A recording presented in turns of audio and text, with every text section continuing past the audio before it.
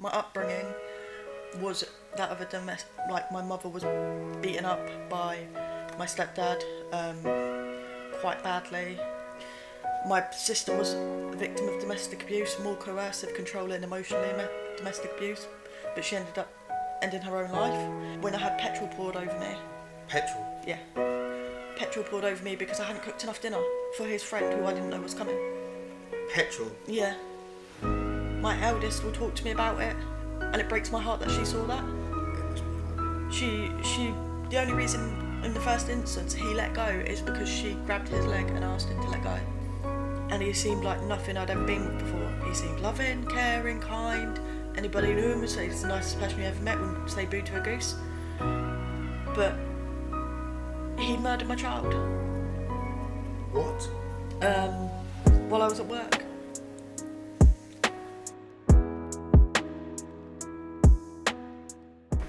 Hi, I'm Nate, and this is the Forget The Stigma Podcast.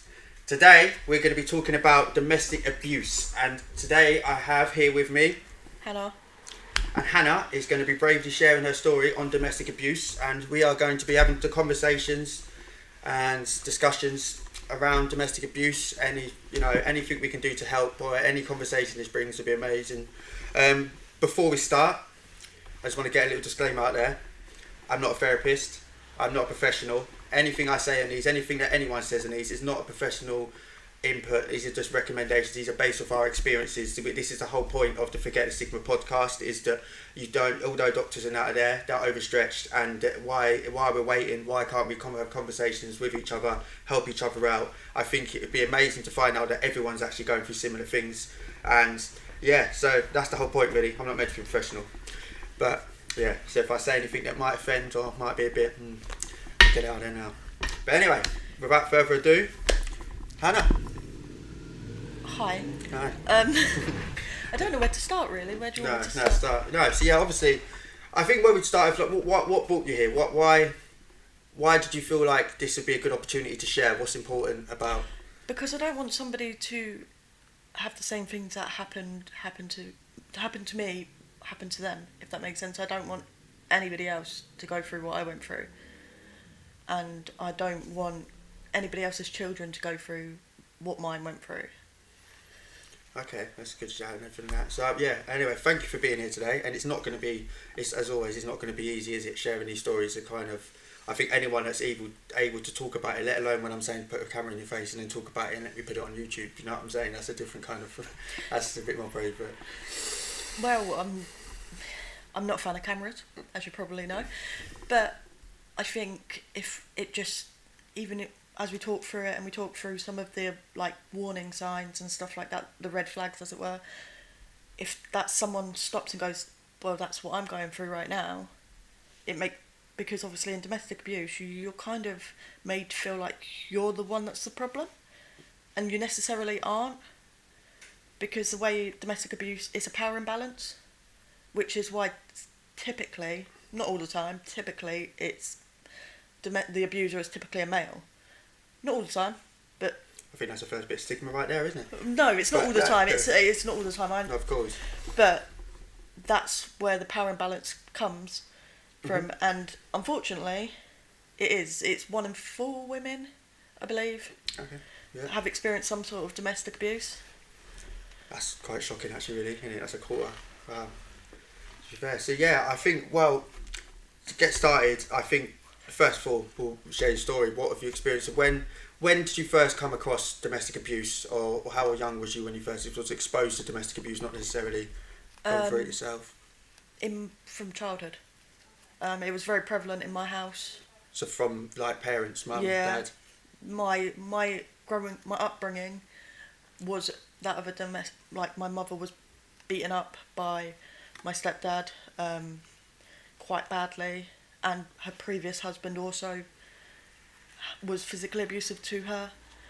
I feel like it's just like a cycle of, some families sort of get caught in these cycles, and I feel like mine did. My sister was a victim of domestic abuse, more coercive, controlling, emotionally domestic abuse, but she ended up ending her own life. And my mum obviously was a victim of domestic abuse, and I've been a victim of domestic abuse. It just seems to be generational. I suppose, yeah, and I suppose now I can get like why you think it's important to try and help and stop. If you just, it only takes one person to break the generational curse, I suppose it is, of domestic abuse as such. I think, as from what I've seen as well, that's quite common to the cycle of it just goes on for, again, generation after generation after generation. And I think, what do you think, so being exposed that young, is it normalised? Did you see that as an issue, or did you see that as an upbringing? I know it's hard to say at the time, but now reflecting back, do you have... When I was a child, it was normal. It was very normalised from all like that in my family. It was just it was your bread and butter daily thing. It wasn't something that was abnormal. So when did you go, like, so talk about school, but did you know that not everyone was having that in their life? When did you realise that was different to what all your friends and peers had at school? The problem with me is we moved a lot, so I didn't make friends like other people made friends. Right. So from place to place, it never occurred to me that it wasn't normal, because you go to someone's house, they wouldn't behave like that if I had a friend around, so you wouldn't immediately assume like that it happens when you're there. I'm not making sense. I know what I mean. No, I kind of put it says, yeah. So going back then, so you was exposed to it through your parents and stuff like that. What happened after that? So you've come out. What happened in the household? Anything happen? Was there any social services involvement? Was there any? Yeah, there was. So we were on that at-risk list. I'm not going to go too far into detail because my family, my sister and that don't need to go into that detail. But yeah, we were on the at-risk list for quite a while. I was in foster care. And then I left sort of social services at 16. And my first adult domestic abuse situation was when I turned 19. So going back, just before we get to you get 19, at 16 you're coming out of social services, how was your outlook on life then? What emotionally, where was you at before I had no coming out of that? I was emotionally stupid, to be quite blunt. I was very much childlike in that respect. Like, my mental age was that of, although I could take care of myself, emotionally I couldn't. I was dependent on somebody else because I'd never grown up. I'd never felt loved. So I'd sort of looked for it in other places.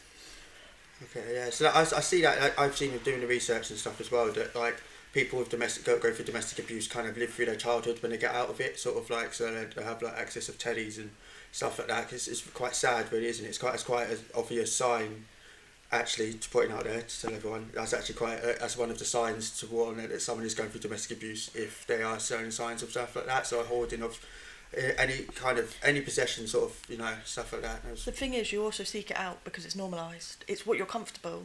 For me, trauma is comfortable.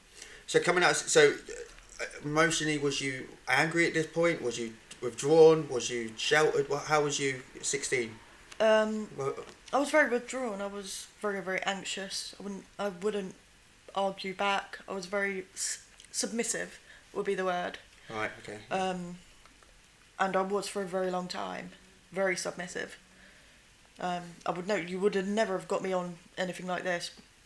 I mean, it's really, really brave that you're on here, to be fair, even talking about it. I mean, I only done an intro and that left me exposed, and I didn't really say much. I just said I had ADHD and that's about it. So yeah, props for, to do that.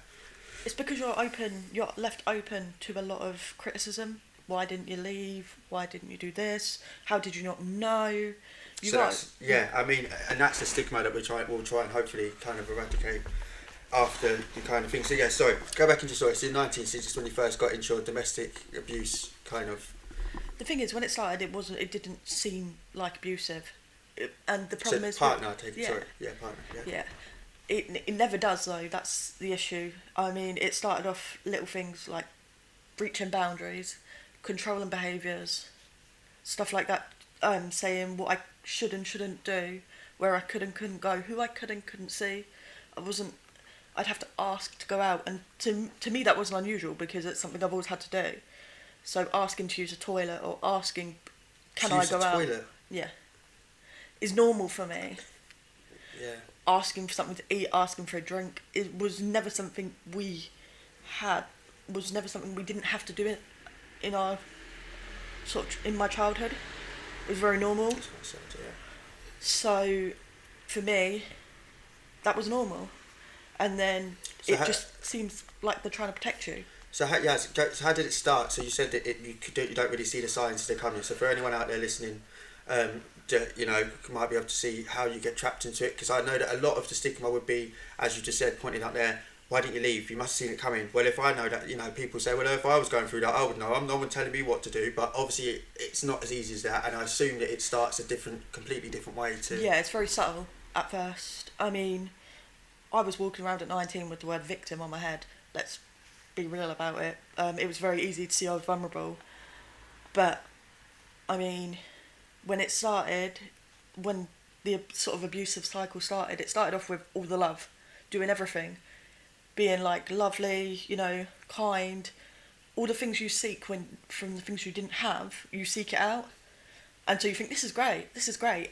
And then it's, oh, why are you dressing like that? Who are you trying to impress? And then you're thinking, oh, okay, yeah, that's fine.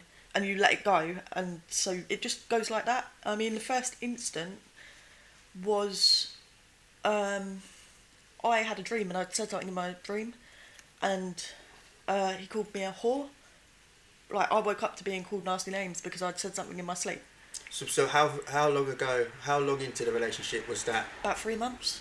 3 months? Yeah. Okay, so that's rapidly quite quick, I'd say. I mean, I didn't think anything of it because I thought, like, when I spoke to his mother, she'd said, oh, sometimes guys just get like that. I got like that with my partner, blah, blah, blah, and sort of justified it.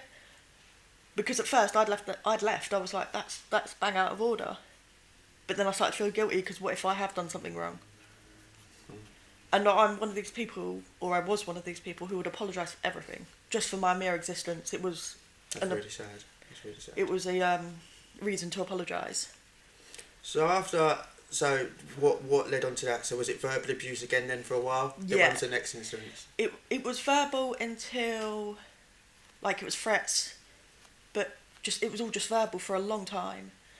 And then one day I was at work and I got a phone call telling me I needed to come home now. And I remember it because it was a bank holiday and I was working because it was double pay. Same partner? Yeah, and that partner didn't work. So I went to work and I got a phone call saying I needed to get home now because he was angry or upset or whatever. I got through the door and the first thing I got was his hand around my throat against the door the minute I walked through the door. Why? I don't know. I still don't know. I don't know. I think maybe I went to work. I can't remember if he actually didn't want me to go to work that day, but it was double money and we had rent to pay. Wow. So at this point, I mean, that's not agreeable at all, isn't it? But what... So this is progressively worse. How are you feeling at this time? Is anything saying to you, I need to get out, I need to... How long was you in a relationship for in total? What, in the whole entire thing? Yeah. About 8 years, I think. 7 or 8 years, something like that. So a very long time? Yeah. Okay, yeah. Because, like, in that first instance, it became my fault why that had happened. If I hadn't have gone to work, this wouldn't have happened. And therefore, that's how it was justified to me. And that's how I justified it to myself. So I was the one that ended up apologising for my behaviour. That's mad, isn't it? And for calling the police. Because I did call the police that time. And he left. Right. And I ended up apologising to him for calling the police. And this was after he'd dragged me up the stairs by my hair, nearly pushed me down the stairs, spat on me, pinned me down, knocked me on the floor, pinned me down by my throat so I couldn't breathe. And I was still the one apologising by the end of it. That's mental. So do you think, is that like the hold? I suppose that's the trick, isn't it? I suppose you don't really look at it like that. Like the person that's actually going through the abuse might actually think that they're deserving of the abuse, and I think maybe that's the trick, or one of the tricks that people in that kind of situation do kind of use. That's the thing though, they justify it. Like, I've been thrown across the room for interrupting someone. Same person. I interrupted while he was speaking. But that's how it was justified. If I hadn't ever interrupted, that wouldn't have happened. When he split my eye open, because he was pouring water over my face, essentially waterboarding me, because I couldn't breathe, I pushed away. And where I pushed away, he then pushed it back into my face and hit me in the face, and I've got a scar there. But it was justified because if I hadn't pushed away, that wouldn't have happened. Or when I had petrol poured over me. Petrol? Yeah. Petrol poured over me because I hadn't cooked enough dinner for his friend who I didn't know was coming. Petrol? Yeah. Like a jerry can? Jerry can.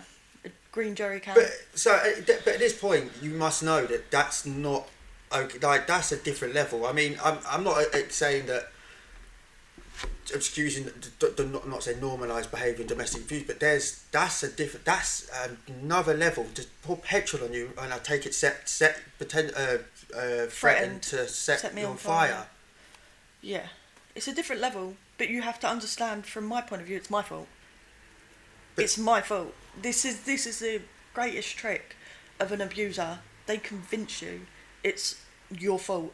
I mean, the man cheated on me, and then it became my fault, and I became wrong when I found out that I was just psycho. It was my fault. And this is another thing they don't talk about, is reactive. When you react, because eventually, even me, you do react. Like, you will push somebody away if you're in a corner and stuff like that, because you get to a point where you need to get them out of your space. But then that becomes another reason for the treatment. I did this because you pushed me away. So you kind of reacting and standing up for yourself just kind of makes it 10 times worse. Yeah. You learn to be docile. You learn to not. Going through that, police input. What was it like? Was there any? How did they deal with it? How many times?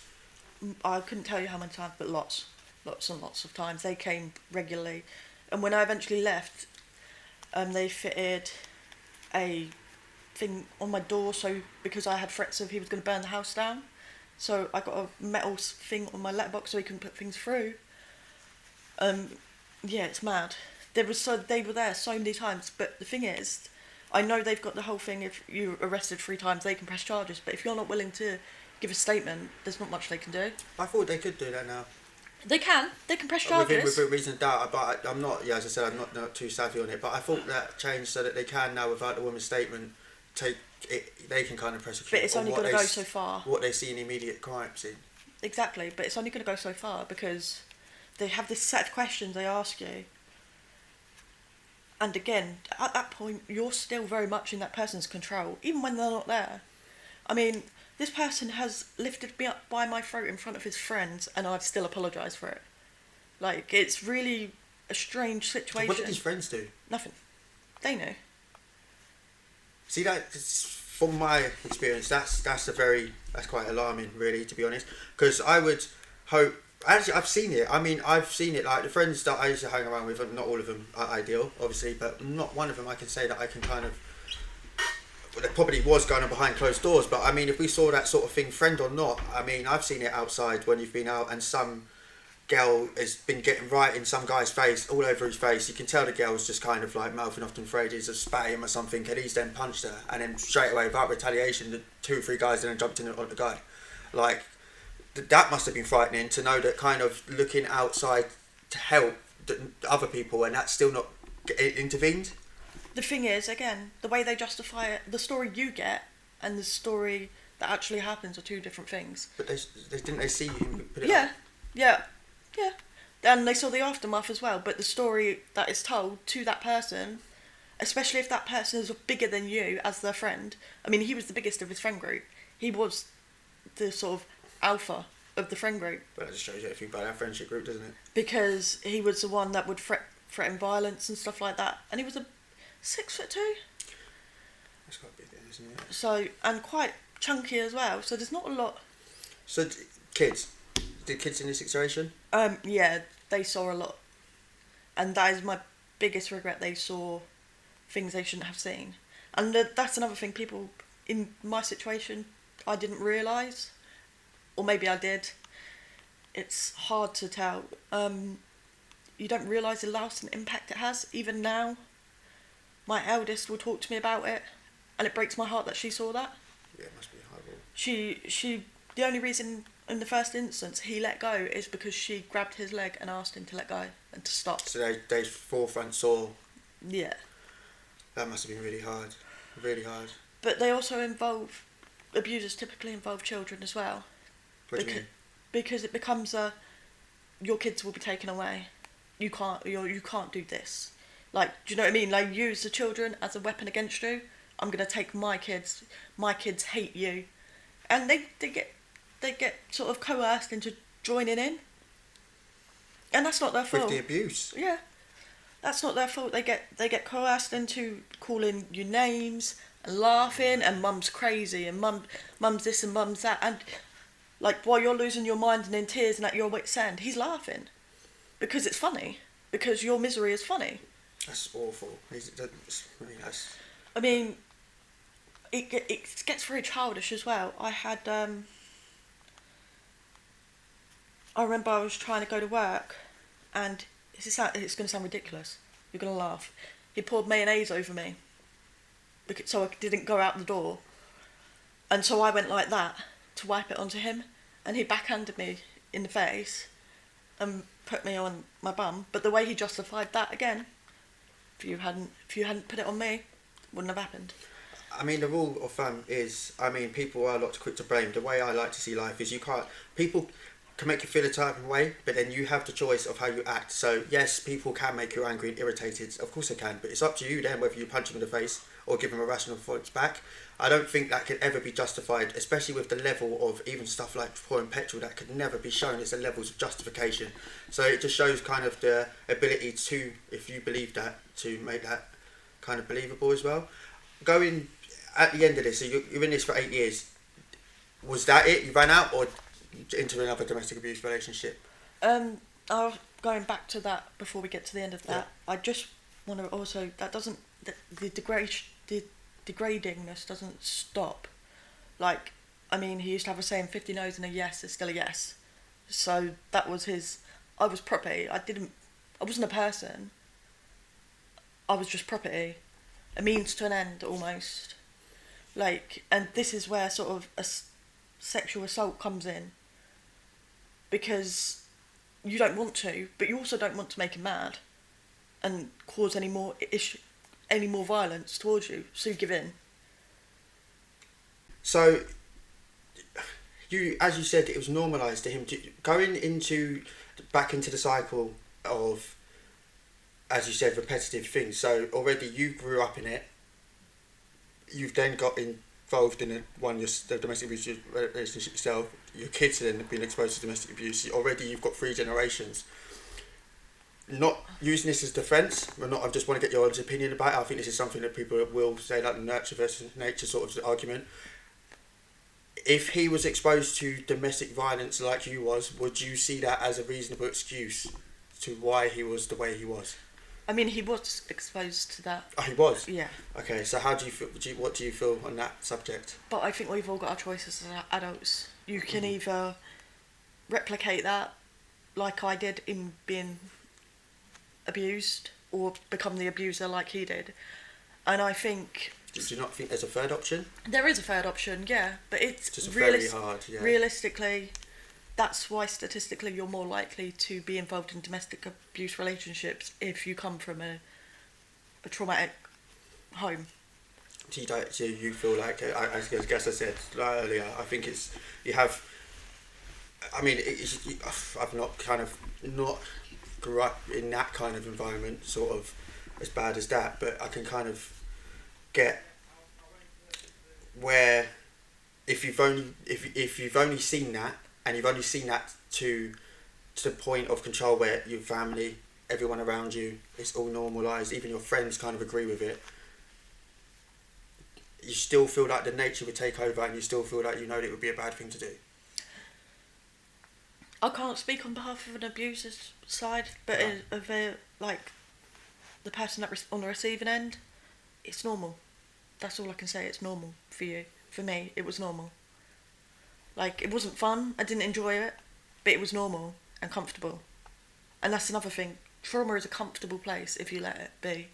it is a very comfortable place. If that's all you've known, that anything outside of that is uncomfortable and strange, and you can't cope with it. It sounds really silly, but you just can't, because it's so alien to you. No, I suppose like when people get locked up for long periods of time, and they say, isn't it like people that fall in love with an abuser and stuff like that, that sort of degrees in it when you, and even like I was watching something like 60 Days Straight, and I don't know if you've seen that, it's when they go into the prisons for the 60 days and they pretend to be an inmate, and they tell the inmates they're videoing a documentary of the same car, so they don't actually know they're inmates. But people in there in the short space of 60 days were struggling because they got adapted to living under that strict routine of it. And I suppose if that's such a sheltered life and you're restricted in so many ways, that's kind of, everyone's doing it for you, I suppose. Yeah, I can see how. So what made you get out of, what made it come to an end? The last incident when I'd said to him, you know, you sexually assaulted me, and then he threatened to sexually assault me in front of my children. Wow. And that was it. That was it, done. And we left. And we moved into a house. So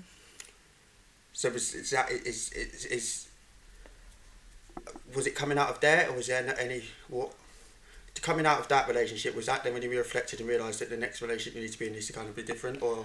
Yeah, I mean, in hindsight, it was the same, just in different ways. But at the time, it was very different. I got into a relationship. I did the Clare's Law, where you do the background checks, which is if you've even been arrested for domestic violence, no charges, arrested, it will flag up and they will say that person's not safe. I agree with that. Yes, yeah. He had a DBS. He worked in a care home with vulnerable adults with learning disabilities. Is this your previous, or the new one? The new one. Okay, yeah. And he seemed like nothing I'd ever been with before. He seemed loving, caring, kind. Anybody who knew him would say he's the nicest person you ever met, wouldn't say boo to a goose. But he murdered my child. What? While I was at work. I mean, do you mind? But I'll elaborate on it, obviously. Yeah. Sorry. Of course, I mean... It was in December 2019. My daughter had profound learning disabilities and self-injurious behaviour, which is where she used to headbang. So she'd bang her head and her face on things when she became anxious because she was autistic.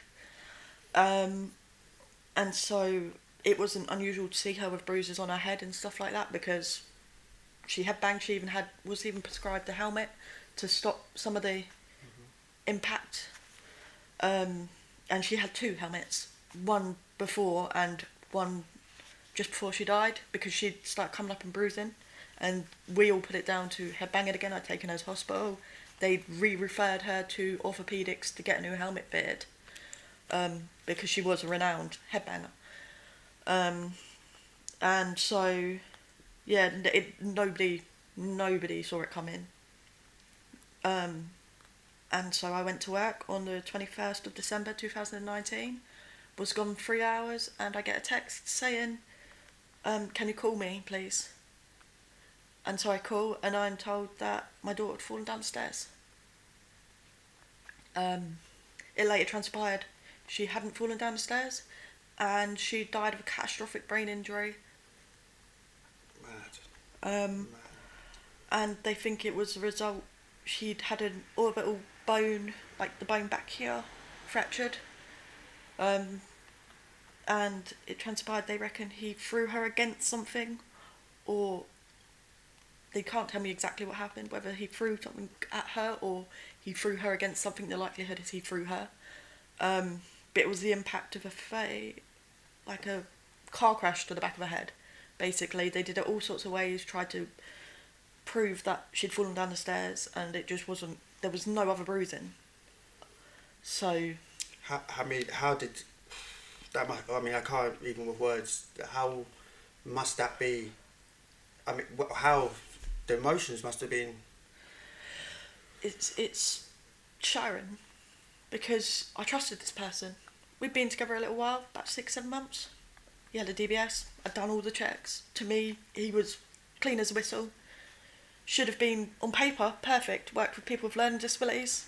So understood learning disabilities, understood my daughter, was well aware of my children beforehand, before we got together and stuff. And then it blindsided me. It did, it completely blindsided me.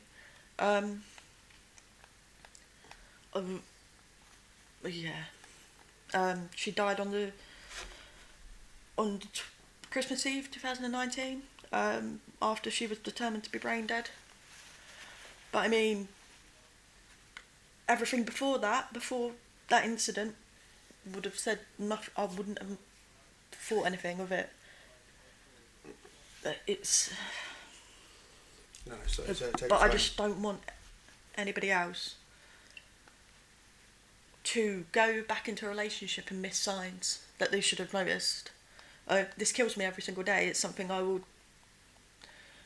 I have lived with for nearly 4 years. 4 years this year. Is he in prison? Yeah.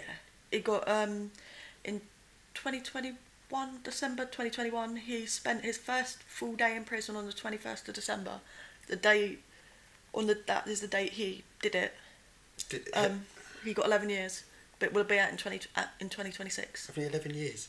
Yeah, manslaughter and child abuse. He was found guilty of both, unanimously. In under 7.5 hours, he was found guilty. That's shocking, to be honest, because child abuse without intention to kill, basically. Yeah. But surely that's mad. How do He you also feel got about out that? on bail straight after being found guilty. So they didn't even put him on remand? Nope. He was straight for... When he was found guilty, they read that he was found guilty, and the jury found him guilty in 7.5 hours, and then he was bailed and allowed to go home. How do you, at this point, how do you feel? I mean, I can imagine guilt will be into it, even rightly or wrongly guilt. It eats me alive every single day. I get up every morning and wish I didn't. It's that simple. I will give anything to trade. Like, on paper, he should have been safe. He should have been safe, and he wasn't.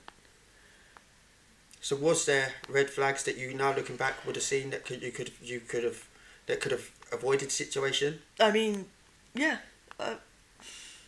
There were things I should have seen. Not blame. No, don't get it. Not stuff that I'm blaming you to missing and making you through it. Of course, not at all. He was always telling me I let my kids get away with everything. Always saying that I was never going to punish her because she could be a little terror. She used to flood the bathroom 3 or 4 times a day because she loved water, and she was very fussy with her food and stuff like that, and I had to spoon feed her at times because she didn't have the dexterity to hold a fork, because she was profoundly autistic and globally developmental delayed. So, you know, I did baby her, and I got told I babied her, and, you know, it was a whole age old in my day, we'd have got a slap, and I'd always made it very clear I don't hit my children. Never have. I don't believe in it because of how I grew up. Hitting kids is... So, you know, we have, of course, whatever you've gone through, I'm so sorry that you've kind of gone through all of that, but that is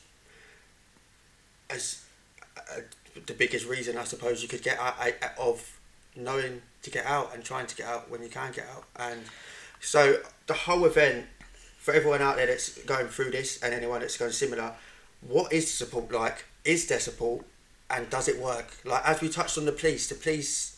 There's only so much they can do if you're not willing to press charges. Which is also going to be a horrible situation. So is there any other helpline? Is there anything else you can do that's non... I mean, your best bet is to go to social services. I know it sounds mad because people are afraid to take your kids. And they will if on your own situation. Yeah. Because they help you. And the thing is, then you're forced to look back and go, you know, my kids aren't worth... it's not worth losing my kids over this man. Because once you tell them, they then know. And then if you have him round, rightly so, they will be there and be like, no, that can't happen for the safety of your kids.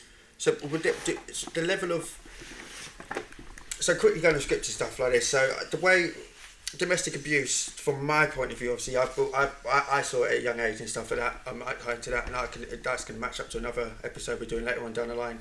But from my experience of domestic abuse, I've never really, as I said, well, I wouldn't see it, would I? Nothing's really obviously happened in front of me, as in my social group, my peers. As a result, for me, looking into it, and I was thinking about this today, I think I've seen a lot of it. I just didn't know I'd seen a lot of it. So I'm a male, obviously, and what happens with males is it's little subtle clues. I don't think that males are ready to accept that domestic abuse happens at all.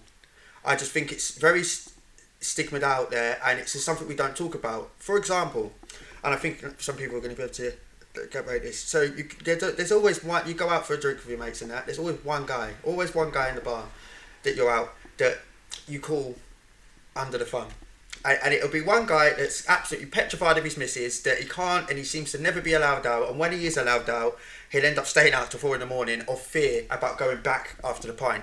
So looking at it then this is the way it plays out. Guys will come in and it'll be like, oh, boys, got to go, lads, or she's giving me the missus, giving me her, I've got to go. And we just double down. We were just, as a lads group, as banter, as we called it, oh, you're under the thumb, oh, you little melt, oh, you little this, and that's it. You've got a label on, so that puts pressure. And then what happens after that is, they end up not going. But then when you look at it and take that out of concept without the guys sort of banter into it, really basically they're having to ask permission to go out. They're not allowed to go out. They've gone out anyway to go see their mates. They're then getting told that they need to come back in, and if they don't come back in, they're going to get subject to loads of, it could be even physical abuse. I know some of my mates who had missuses that hit them, and even then you say it's normal. You just said it was a crazy girl. Like, put it in perspective.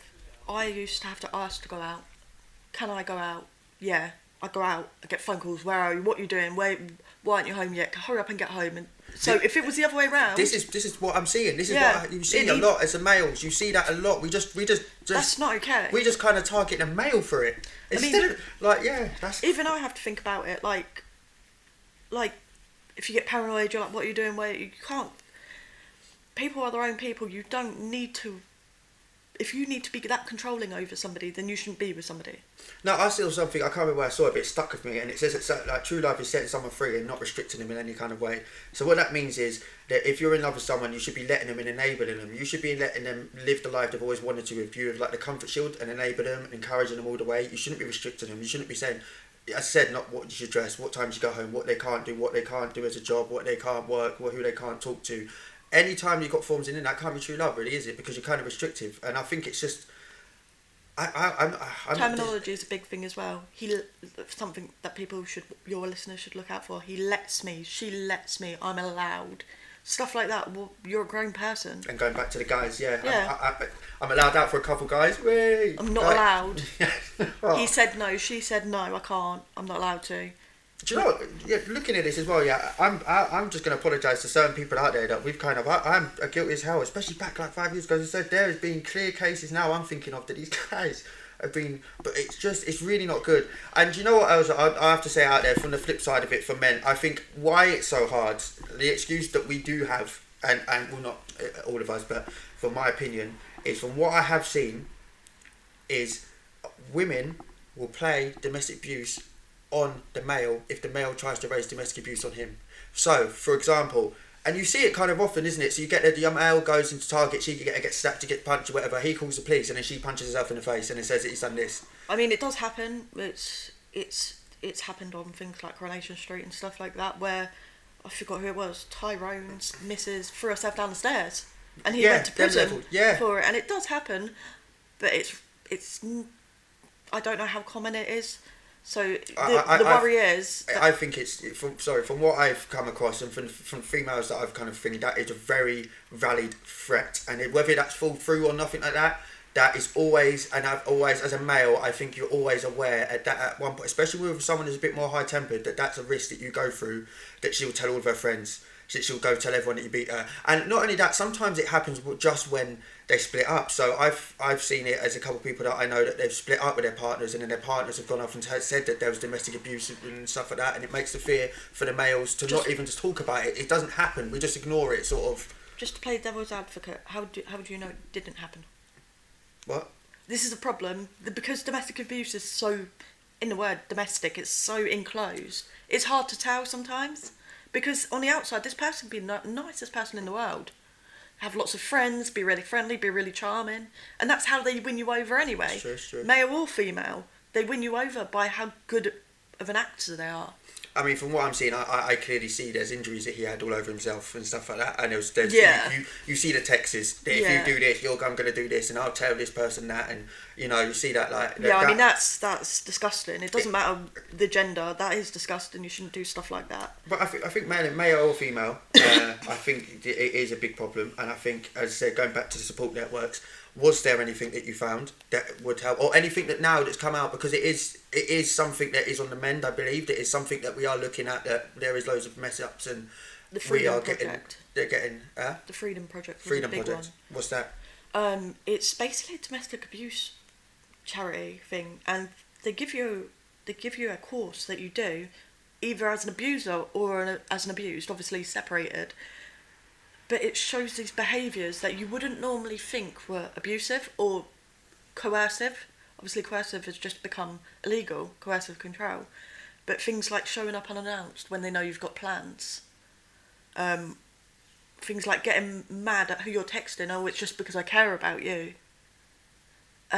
Or getting like, why are you dressing up like that? I worry about you. It's not. It's all stuff disguised. You've got like different groups, different types of abusers. The king of the castle. So he's like. So did you say abusers could go there too? So yeah. But how does that work? Because I wouldn't have thought someone that's abusing would then go, okay, I'm an abuser, I need help. Because it's wouldn't you just stop abusing? It gives them the opportunity to recognise their own behaviour. Yeah, but why would you go there? What I'm trying to say is, if you're an abuser, what insight have you got to go to a course that's going to tell you how much of an abuser you really are? I don't know. I mean, it is open for him. I mean, know that's cool. I like the concept. I think that's great, and I think it's good. But I mean, I don't think stop abusing. I don't think domestic abuse is about anger management. To be fair, because if you can control your temper around people, everyone, and only let it out at home, then you've got control of your temper. Do you know what I think it is? Do you know what I think domestic abuse is? I think it stems from insecurity and nothing else. Insecurity of that person to be able to have a relationship that's happy and not feeling worthy of themselves. And I think it's not anger. I don't think it's the old chestnut, well, I've got anger issues. As you said, they can control it most times. I think it's insecurity, and they can only play up to insecurity and get frustrated in front of a female or a male, something that they deem lesser sort of thing. So they pick on someone, take it all out on that one person and cover it for the rest of the world. And I think that's kind of my view. I mean, that's not a bad shout. It's somebody that they deem weaker, whether that be mentally or physically. For sure. I think if your partner can control it everywhere else but in the home, then they can control it. And therefore they just disrespect you.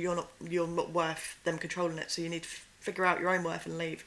The biggest thing you can do is realise that you're worth so much more than what you're getting. Yeah, of course. Because if you wouldn't be happy with your child being in a relationship like that, then what you're modelling to them is that's a relationship that they want.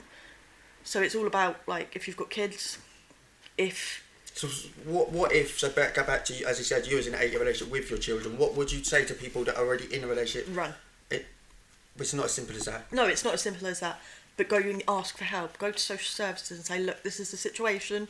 I want to get out. I don't want my kids to see this anymore. And they will help you. They will go to hell and back to help you, to stop it, to protect those children. Because at the end of the day, as I said to you in the beginning, you're more likely to be in a domestic violence relationship if you grew up in that home. I think as well also that I think shockingly that most murders on domestic relationship sides happen when the person tries to get out. Yeah. Which is also a very worrying statistic. I mean, fear for your life is enough fear for... And I think saying it out loud is what people need to understand, that people are actually scared. I mean, you've got petrol porn on you. People are scared for their entire life. It's not that they're scared that they're going to get punched. People are threatened for their life. And if you can honestly tell me what you would do to save your life, no one can give you that answer. If you haven't had a gun to your head, what you do to save that, that's no different to domestic abuse. When people say the stigma of why did you stay, why did you do that? If you're scared to leave because you think you're going to die, to me, that's a good enough reason. I mean, it's not great that you're staying out, but people need to put themselves in their shoes and realise the fear is not just getting slapped. It's not like guys going out for a fight. It's the fear for your life, and could be your children's life, rightly so too. I mean, it's not just that as well. It's the threat of them taking their own lives is a big one. I'm going to kill myself. Yeah, that's I'm gonna do this. I'm gonna do that. And it does. You don't want this if you're a good person, you don't want them to die. So when they tell you they're going to hurt themselves, no, come back. It's fine, because then you're the bad one again. I think unfortunately as well, my thing what I've come across as well, that that's used quite a lot. It is, yeah. It is, and it's quite a loophole, isn't it? And it overrides a lot of NHS. But again, it's also tying into like other episodes and that. But BPD and again stuff like that, a lot of things like that. There's a reasoning behind it. As I said, going back to the nature versus nurture reason. I mean, it's not acceptable. I mean, not for the fear if you're not going to do it, but people could get distressed. I don't know. I mean, the problem is that one time, like, I went back about 8 or 9 times. I left. Mm-hmm. We left loads of times. We split up loads of times. But I went back because either he changed miraculously overnight, or he was going to kill himself, or he was going to hurt us. Like, threats of murder, suicide and stuff like that. But the biggest one, like, I didn't care what happened to me. I cared what happened to my kids. And at the time, I didn't want anything bad to happen to him. Because I felt guilty. It pulls on your whole, this is my fault. I'm making you feel like this. I don't want you to feel like this. And so you try and fix it. Because you get in such a sort of way where you're the fixer. If you could just apologise just right, it'd stop. If you could just do this just right, it wouldn't happen anymore. Does that make sense? It does, yeah. But being devil's advocate, what can you say to the people that will say 8 years was just too long, that you must have been able to get out, you must have seen it, that you could have in fact been as guilty as the person in there to put your kids through that for that many years, on and off? I mean, it's not my opinion. This is just being a devil out. This again, the stigma around it.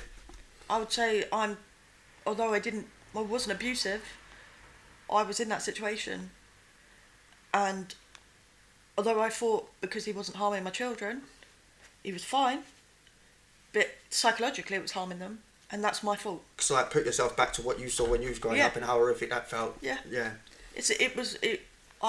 I failed to protect them in that sense. I don't think you failed. I'm not saying that. I said I'm just trying to. They said the whole thing's about stigma, and it's about what people normally perceive, and we're trying to change the stigma around it and give that kind of.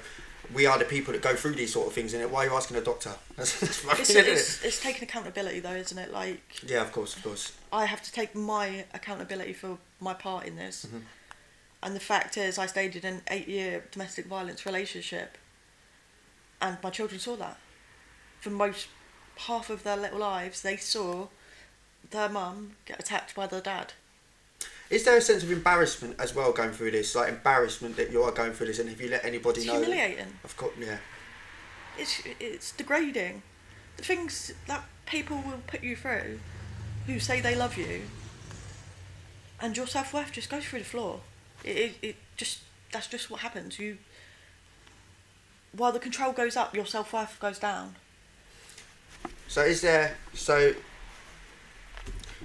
we'll put obviously a list of relevant charities and stuff that help in there, but overall, the support for domestic abuse, is it there, is it not? It is if you want it. If you're not ready, then it won't be. I mean, it's kind of so in the fact of like being a drug addict, no point going through therapy if you're not ready to come off the drugs. Unless you're really committed to that leave, there's no point. You need to sever the ties. If you've got kids, for their sake. If not, for your sake. I mean, because they say that you're more likely to be murdered by somebody if they put their hands around your throat if they're domestically violent and they put hands around your throat. You're statistically more likely to be murdered by that person, either during or after the relationship ends. Yeah, I think domestic abuse in a whole, I think there's going to be from the podcast is going on, and the way it's going to work is, I think you're going to come back for certain bits, aren't you? I think you've got such a varied... I don't like calling it experience, but it does... Instead of the trauma, I prefer saying experience because it gives you... You can give back. So I see everything I've gone through as experience. I don't mind, mine's experience, but yeah, it's giving back and helping. So I think what we're going to do is you're going to come back to do some episodes, aren't you? Especially for some other female survivors of domestic abuse. Because obviously the old chestnut in the room is not going to be easy to speak to a male, so you're going to be floating about and doing some podcasts as well. In conclusion, to domestic abuse at the moment. Is there anything that you think for like final I mean, message out there you want to say? the point is, like, the fact of the matter is, obviously, my child was killed. That's the result of my poor decision making regarding my partners. That's what happens when you don't fix yourself within and rely on other people to make you feel loved, because then you miss things, and then you're blindsided by it, and then social media destroys you, because it destroyed me. I had to come away from it. Was it? It was so bad. I mean, when he was charged, it was innocent until proven guilty. Mm-hmm. And I'm a terrible mother, I'm this, I'm that. Fine. Had to come away from it with that. Then when he was found guilty, it was like, they said innocent until proven guilty. Then he was proven guilty, and they was like, no, not like that. Like this. Basically, like, even in court, I was asked by his defence lawyer, oh, you want him to be guilty? I was like, why would I want that? Like, why would I want somebody I trusted to murder my child? Why? What would I gain from that? Like, I wouldn't gain anything. It would have been so much easier for me. I didn't realise that part of it. I would have spoke more about the effects of. I didn't know that went out. You didn't mention that. Sorry. Yes, I didn't want to think that we skipped over. That was a big part of the effects of social media, and it destroyed me. It destroyed me. So what was it in the papers? It was in the papers. It was on the news. I went on the news trying to get a longer sentence, but it was denied. I wrote to the governor of the crime commissioner, whatever he's called, he said no, we couldn't extend it, even though he hasn't admitted it. He's never admitted it. He's always played not guilty. But the evidence is there to say he did it. But he will still get out in half the time.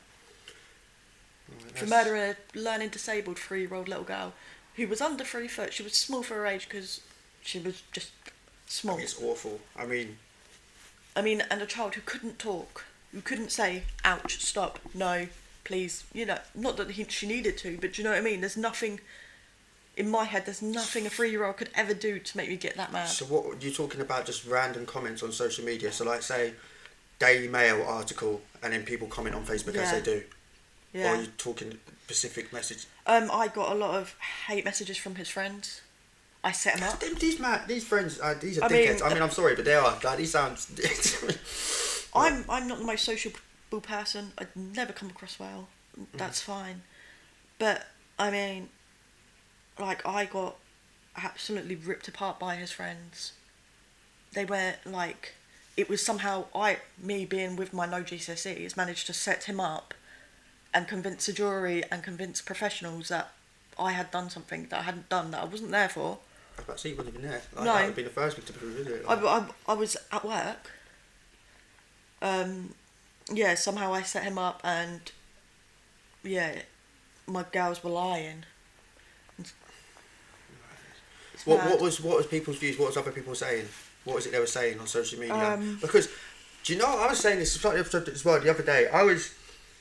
It's quite bad being mixed race down here, you know. I'm still got off subject, but I'll bring it back to relevant. So the other day, I was watching, and everything that seems to come out, I've got now I know I can't help but watch it.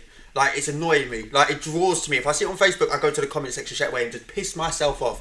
Every time, you get a comment of a robber or something. It's someone done a crime or something. It's a black guy. The abuse that you see, and I saw from these people, and one of them was on Fanic Chat. This word drew me attention, so I see it on the normal ones, not think nothing. Something was put on Fanic Chat the other day, and I think it was last month or something, and then the comments were just so racist. I couldn't believe it. And these are people that I'm thinking I could walk down the street and see it. So going back to what you're saying, if that's just how open people would be about an opinion of just someone being black and doing a crime, I can only imagine what inconsiderate comments people were putting on that. Well, have you ever looked at comments on somebody that's been arrested on suspicion of rape? For example, can't say I have. What was she wearing? Why, if she didn't want it, why didn't she fight back? It's always that mentality of why didn't you do this? Unless it's a man of colour, then it's they're just like that. Do you know what I mean? That's what I'm saying. The narrative switches. I didn't realise it. I've done the way I've been for the last 30 years. If it's not to get in a racial sort of thing, if it's a white guy, it's what were they wearing? Wow, if they shouldn't go out dressed like that if they didn't want the attention and stuff like that. If it's any other person other than a white guy, it's oh, they're just raised like this is why we shouldn't let them in our country, blah blah blah. Do you think as well, right? So we talked about growing up in domestic abuse and what can happen, like people could then choose to be the abusers and stuff like that. Do we not think that our normal social norms being in Great Britain has something to play with this in domestic abuse, as well as we say domestic abuse at the moment, the control and restrictions? Because it wasn't that many years ago that saying to your wife to stay home and cook and not to work would be very reasonable and expected and normal. And now within the short space of, 30, 40 years, we've kind of... So that's what I'm trying to say is like the older generation, without knowing it, I think promote domestic abuse anyway. I mean, in the 90s, marital rape wasn't a thing. You were just giving... Your husband was taking what was his. If your husband hit you or you hit your husband, it was classed as domestic. There was no crime. I was looking at the vows the other day, and it says something like it's a bit out of context now. Like you said, like Christian vows, it does say like to give. I can't remember what it was. It was like to basically, but if you take that out of context, it does basically say that the woman's meant to be submissive to the man and do everything basically for him. So even in the vows for getting married, if you really looked into it, that's very... The woman's given away. Yeah, like giving away to different family. You kind of I can't remember the exact thing it is, but. We're in a society where we're catching up a little bit, but not too long ago it was acceptable to give your wife a slap if she was out of line. I mean, it's still, and as I said, and even now it's still in some cultures, in some religions, it's still. And again, I still think religion is the biggest excuse that people use this day and age for domestic abuse. I mean, out of the blanket, isn't it? It is. You've got countries just using that as an excuse. Like, just manipulating certain bits of different religions and stuff like that and just putting it into what they see. That's my opinion of it anyway. As I said at the beginning, and this is why I said it, these are only my opinions, these are not professional inputs. I mean, Christianity is a big one. For if you look through it, it's constantly degradation it has been. Of women, and, if your woman disobeys you, stone her, blah, blah, blah. And I know the same people will be very quick to point out other religions and they do this, they do that, but they're all guilty. They're all guilty. Well, they're all just as bad because they're all written by men. They're not in a man-hater way, but they are. We are not ready for that kind of discussion on this podcast. We are not ready for that. They're all written by a man, and that's just kind of it. But whatever you believe, it's usually. Other than Buddhists who are I know exactly what you're saying. No, if a woman wrote the Bible, there's no way that some of the things would be in there in the Bible about, especially the way to treat women, because they wouldn't do it to themselves, would they? But so I, as I said, society has got a lot to old society, new society. Do you know what? I'm looking forward to it. My brother's gone at uni now, and I was so nervous. Like, he went to go a couple of years ago, and I was so nervous. But like now, like even just from what I'm seeing, the world is different now. You're not even allowed. I mean, it's even more restrictive of what you can and can't say now. But it's for a good reason. So maybe it could be too much, but it is to protect everyone from any kind of thing, isn't it? So these new generation, I have to give it to them. The generation below me and below them, they're smashing it with all this wokeness stuff and highlighting domestic abuse. We're not accepting it no more. And the BLM movements, and they had we've got a lot to, as much as they are it's annoying, these little TikTok videos every 7 seconds and stuff like that. There's a lot of positive change that's happening because of it. It's a thing of them like you see a lot of the older generation. No, it's the woke culture, it's the cancel culture. But you see some of the things that happen. And the things that people have got away with, like R. Kelly, look what he got away with for a long time. Michael Jackson's a bit of a dodgy one. Let's shut down the show before it starts. There's just so many different ones where people have got away with a lot. Like Mason Greenwood, he was recorded assaulting his girlfriend. Again, another one that's going to be up to debate. You really just went in there with the Manchester United debate. He's in Spain now, isn't he? But even his own fans were saying, Mason, she said no, was chanting it. I mean, now you brought it up. What the fuck? Like that's all I can say. Like, what the absolute hell? How can you have a recording? I mean, I understand the process of it. He didn't get charged. He didn't do this and that, but he's tainted. Like, I don't feel like it's the club's fault because again, if you're looking at a HR process and you've not been acquitted of something, it'd be very hard if you talk about what field that we're in to dismiss someone without that kind of thing. Like, I've worked before with alcoholics that you're not allowed to touch because you have to. It's sort of the process and stuff like that. So I understand why he's still in football. I don't understand the audacity of him to even carry on. Like, if I was that guy, I would be ashamed to even put myself out there on TV again. Like, how I'm knowing that people have done that, the audacity of him to go back out and be like, yeah, I'm just going to play football and try to go back to Man United. Yeah, exactly. The man, are you? It's arrogance. That's all it is. It's the arrogance of some men, not all men, but some men. That's the reason why people get so bent out of shape when people go men, and other people are like, not all men. Well, no, not all men. We know it's not all men. But the problem is, when you can't tell which men it is, you have to you have to keep yourself on guard. If you're walking down the street and there's 10 men, one of them's racist. No, easy with that one, because I could flip that, yeah. And if you think that black people are doing certain crimes, does that mean you just have to avoid every black man? No. You can't. That's the you can't use that as a judgment into thinking we're meant to be about stigma and forgiveness and peace. But as a woman, it doesn't matter what race you are. So you're one-sided narrative. That's what you're saying as a woman. It's not one-sided though, is it? Let's look at statistics. One-sided. It's not but statistics are because, as I said, if men are not disclosing it, seeing it as domestic abuse, statistics are out the window. Statistics are not real.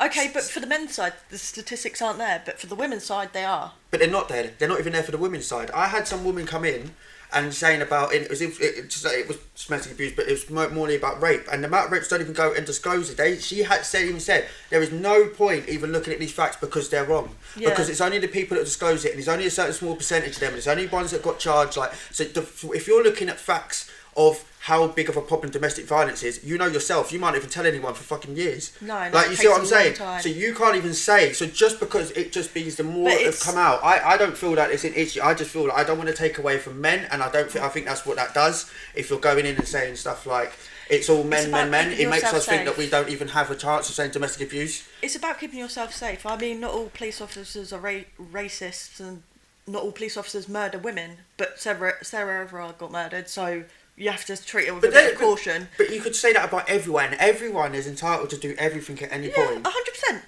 So the fact that I am cautious of the man walking down the street behind me while I'm walking home at dark, it's nothing on them. It's just me being cautious. And the sad fact is, I just don't feel like the lessons we are taught as children differ from when you're a girl to when you're a boy. When you're a girl, and you won't have been taught this, you only have one headphone in. You can prove pretending to talk on the phone. You carry your keys in your hand. You don't go down dark alleys and stuff like. There's a lot of keeping safe. Yeah, okay. So then, from a guy's point of view, I can say that that's unfair. So look at all these safety protocols that you get going and get told to keep yourself safe. These are things we are taught. But there's nothing on males. So this is what I'm saying. You've got to be careful with this whole, like, it's very targeted. It does, yes. But what you're trying to do, a South Africa thing, when it was the whites versus the blacks, and then when the blacks got controlled, and it just ended up in the whites. So if the women get controlled, they're then going to restrict all the males.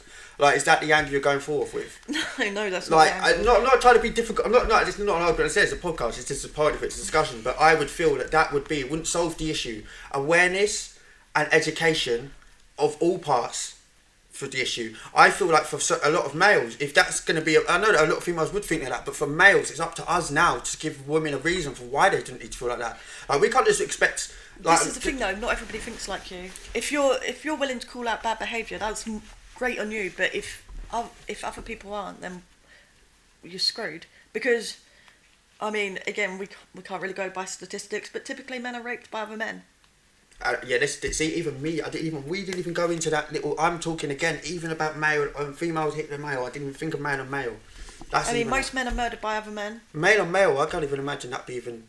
Yeah. As a man, if that happened to me, I think, wrongly or rightly, my response to that would be I wouldn't tell a third person. But I think that's why stigma. With women, that's where the stigma comes in. Don't go, because it would be. Yeah. I mean, men. You look at papers when a male adult teacher grooms a girl, it's terrible.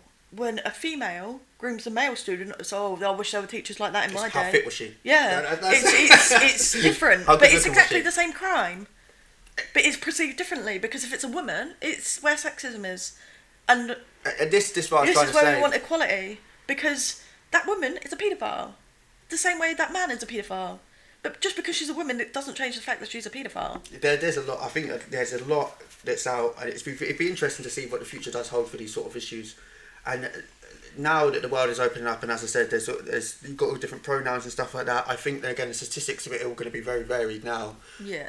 Because, as I said, I know that domestic abuse is quite. I didn't touch on it. But I know I got a few gay mates, and I know that that's not unheard of in the gay community. No, it's not. Places like Grindr and stuff are actually quite dangerous, especially for younger males, which is a whole...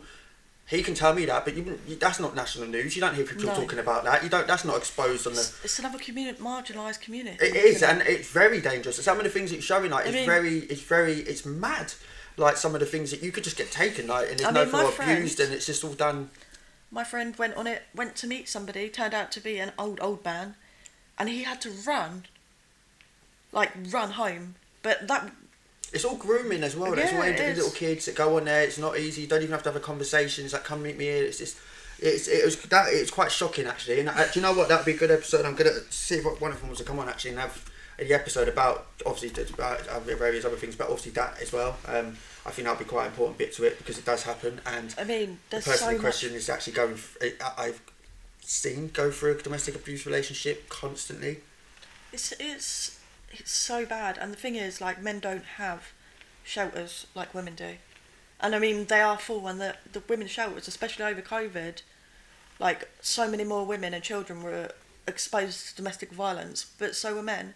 But the difference is, where there is lots of shelters, lots of things for women, there's not even half of what there is for men. Does that make sense? Yeah, and that's what I was trying to say. It's like, I don't feel like... I just think the statistics are not all there. I just feel like it's an issue, in general issue, and I think, as I said... Well, you had a woman who murdered her boyfriend through domestic abuse, got 18 months. that's and insane. Murdered him, was repeated offender, got out of jail for assaulting him, and killed him, and then went back for 18 months. Like, this should be a life thing. It's like, if you kill somebody... If you put hands on a child and they die as a result of that, that should be instantly murder. There's no manslaughter about it. I do agree that there should be, if you're going through the realms of abusing someone, there should not be an extra charge for manslaughter in murder, because if you're abusing them anyway, so that you're taking that risk anyway doing it. Like, you're not a doctor, you're not harming someone just to be on the edge, or just harming someone just enough. I mean, if you're trying to hide it, maybe in different places and that, but you're not gonna, you know what I mean? You're not gonna know the difference. Every time you're abusing someone, you're running the risk of killing them. So that'll make you complicit for murder. I mean, what gets me is the fact that the reason he got to go on bail after being found guilty is because he used to be of upstanding character. That should go out the window. The person who killed my daughter. No previous behaviours. Yeah, no previous. It shouldn't matter. First time offence. You killed a child. That should be it. That should be done. One and done. That's it. That's inexcusable. It don't matter what you were before. Now you are a child killer. Like, that's it. But that's not how it works. I mean, I will say one thing. I don't think that's going to be... He's not exactly going to be housed up in prison, is he? From everyone that I've known going in and then well, stories I've heard, I don't think that he's going to be welcomed with kind heart. Probably not. No. I hope not. We've got a little bit of justice. A little bit of justice. But yeah. Going back to domestic abuse, like, good things to have are things like Hollyguard, which is an app, so that it tracks you and your location. Mm-hmm. So you can put your friend's, a trusted person's number in, and it will tell them when you get to the location, because obviously, as we all know, you're more likely to be attacked once you've left that situation. Yeah. So if you haven't reached that certain part, if you haven't reached that certain location in a certain amount of time, then it goes to the police instantly. Goes to the police. That's really good. That's really handy to have. Yeah. And you've got things that look like weather apps. So you can disguise it. Yeah. Or that you go onto these websites and you say, like, hide, and it'll take you to Google, and they won't be able to go back on what you were looking at. It doesn't show up in history. It shows up as weather or just random stuff. It's just ways to keep you safe. And you can go to your doctors and say, I'm being domestically abused. Even if the person is there, out in the waiting room, they have a duty of care to protect you. Every sort of council building, social services, doctors, police, fire, everyone has a duty of care to protect people. So we'll put all of the links into the at the end as well. So I hope you've enjoyed the first podcast, and I think Hannah's been a delight. It's obviously not been easy to speak about it. Can I say, if anyone, as well, as I said, you're going to be part of this podcasting thing for the females, to give another option, and you've got a few lined up yourself anyway, people having you that you know. If anyone's out there watching and wants any more further advice, could they drop you an email? Yep, that's fine. Email or put your what? Yeah, drop me an email. Just put in the headline Hannah. Yeah. And I check daily anyway. So I'm going to help you do your work with your workshops as well, and hopefully we can tie in together and do something, that's it together. But yeah, as I said, I've been put all the things in that. Oh, quick announcement, actually, before we go. You might notice we're in a barber shop. So, there's a very good reason for that. By the way, this is Third Eye Barbershop, best barbershop ever. Only time I'll get it. I'm not plugging it, not sponsored. Don't worry, it's not paying me. But the reason we're in a barbershop, and I thought it'd be a good idea to put it in a barbershop, is because men notoriously struggle to speak, and the only time that males historically do speak is in a barbershop, which got me thinking as I was getting my hair cut and speaking about my problems, as you do. And it's the same for everyone, so it might not be a bit weird, like, a bit random why it's in a barbershop, but there is a message behind it. It's not like it's the only available thing. There's there is, as I said. So big up Ben for letting us use this space and use his time to use his shop. Really appreciated, and for doing all the editing, and any edits and everything like that, all the designs come through that guy as well. So anything you need that side, drop him a message and he'll be able to do it. But yeah, anyway, I hope everyone's enjoyed this. I hope that there's gonna be more to come anyway. I hope it's gonna be received. The message, as I said, I don't care if this gets 2,000 views, if this gets 2 views. I'd rather, I don't want the quality into the quantity sort of message. I'd rather them 2 people that listen to that podcast and change, and it helps, or they get like another lifeline out of some of the discussions that we have out there. That's all I want, really, just to start the conversation. So we'll start the conversation, as it's awkward as hell on video. Can't make it any more awkward. And the idea is that you follow on the conversation. So just carry on talking with your mates about the situations. The way I see it is, you could have 10 of your mates sitting there waiting for the doctor's surgery, all waiting for depression. You wouldn't even know about it, would you? But if all 10 of them friends, instead of waiting for that one person, turned around to each other and spoke, wouldn't that relieve some of the pressure off each other? Maybe then out of the 10, 3 people would only need to go forward to go to the doctors, because the rest, you might have helped 7 out, and that might be relieved just having someone to support and natural support, because there is a lot of pressure on the NHS, and they're up to their eyeballs in it, and there is not enough awareness about it. And if we're just waiting for the NHS, unfortunately, in this day and age, in 2023, it's a very horrible place to be in, and it's not great. And it's no fault of their own. I said, it's like the system, the way they work stuff. It's just the way it is. But talking to each other can be just as powerful. Is just as powerful. And I think you'll realise that instead of sometimes talking to these doctors that haven't been through it, you'll get more of a conversation, more of understanding, and more of a meaningful conversation from someone that has been through similar stuff.